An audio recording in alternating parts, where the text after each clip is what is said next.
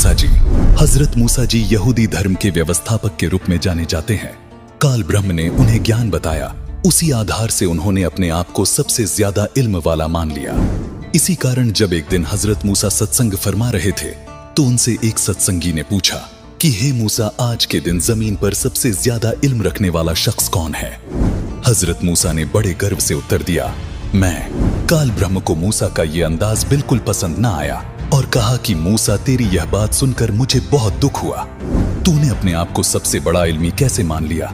घुटनों के बल बैठे मूसा ने कहा कि मैं आपका भेजा हुआ रसूल हूँ और मुझे सारा इल्म आपसे हासिल है, इसलिए मैंने ये कह दिया कि आज जमीन पर मुझसे ज्यादा इल्म किसी के पास नहीं है।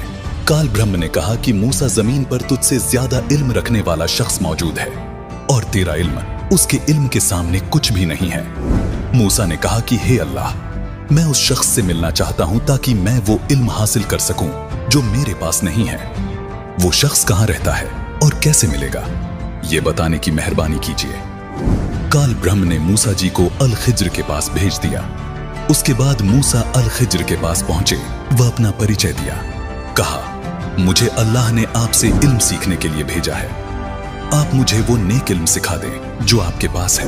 अल खिज्र ने कहा कि अच्छा, अगर आप मेरे साथ चलना ही चाहते हो तो ध्यान रहे, आप किसी भी चीज के बारे में मुझसे सवाल ना कीजिएगा जब तक मैं खुद उसके बारे में ना बताऊं। लेकिन हजरत मूसा अल खिज्र जी की शर्तों पर खरे नहीं उतर पाए, जिस कारण उन्हें अल खिज्र जी से बिना इल्म प्राप्त किए ही वापस लौटना पड़ा।